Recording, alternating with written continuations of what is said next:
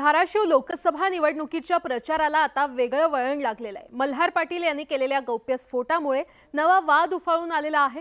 5 वर्षांपूर्वी पद्मसिंह पाटील यांनी राष्ट्रवादी सोडून भाजपमध्ये प्रवेश केला होता आणि त्या प्रवेशामागे अजित पवारांचा हात असल्याचा दावा मल्हार पाटलांनी केलाय।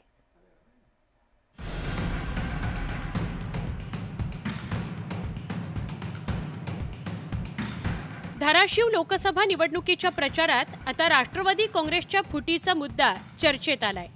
त्याला कारणीभूत ठरलंय मल्हार पाटील यांचं वक्तव्य।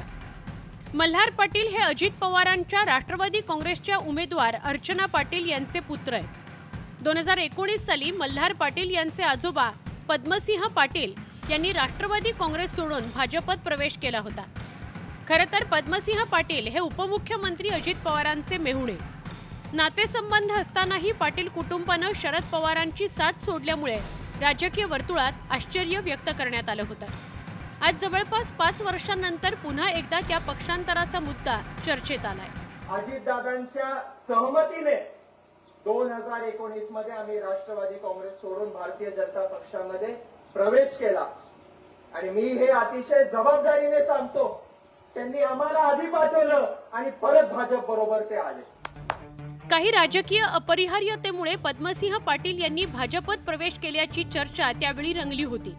पण मल्हार पाटलांच्या दाव्यामुळे महाविकास आघाडीच्या नेत्यांना टीकेची आयती संधी चालून आली आहे। शिवसेना उद्धव बाळासाहेब ठाकरे पक्षाचे धाराशिवमधील लोकसभा उमेदवार ओमराजे निंबाळकर यांनी अजित पवारांच्या पक्षावर तोफ डागली आहे। कारण त्यांच्या मल्हार पाटलाच्या बोलण्यात तसं येतंय की त्यांनाच अजित पवारांनी त्यावेळेस भारतीय जनता पार्टीत पाठवलं। अशा पद्धतीची जर बातमी असेल तर मला वाटते मग हे षडयंत्र 2019 पासून चालू होतं का, याचं स्पष्टीकरण सन्माननीय अजितदादा पवारांनी करावं। धाराशिव लोकसभा मतदारसंघाच्या निवडणुकीत दिवसेंदिवस रंगत वाढत चालली आहे। युतीच्या जागा वाटणीत धाराशिव हा लोकसभा मतदारसंघ शिवसेनेच्या वाट्याला होता, पण महायुतीत अजित पवारांनी धाराशिववर दावा ठोकला।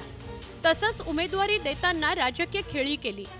भाजप आमदार राणा जगजितसिंह पाटील यांच्या पत्नी अर्चना पाटील यांना राष्ट्रवादी काँग्रेसने लोकसभेची उमेदवारी दिली आहे। त्यामुळे पती भाजपत तर पत्नी राष्ट्रवादी काँग्रेसमध्ये अशी पाटील कुटुंबाची राजकीय स्थिती आहे।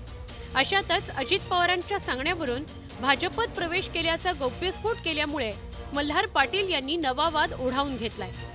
खरं तर काही दिवसांपूर्वीच अर्चना पाटील यांनी आपण महायुतीचे उमेदवार असून राष्ट्रवादी काँग्रेस पक्ष वाढवण्याशी आपला काही संबंध नाही असं वक्तव्य केलं होतं। तो वाद शमतो न शमतो तोच त्यांचे पुत्र मल्हार यांच्या दाव्यामुळे ऐन लोकसभा निवडणूक प्रचारात अजित पवारांच्या राष्ट्रवादी काँग्रेसची कोंडी झाल्याचं चित्र आहे। धाराशिवहून बालाजी निरफळसह ब्युरो रिपोर्ट, न्यूज 18 लोकमत।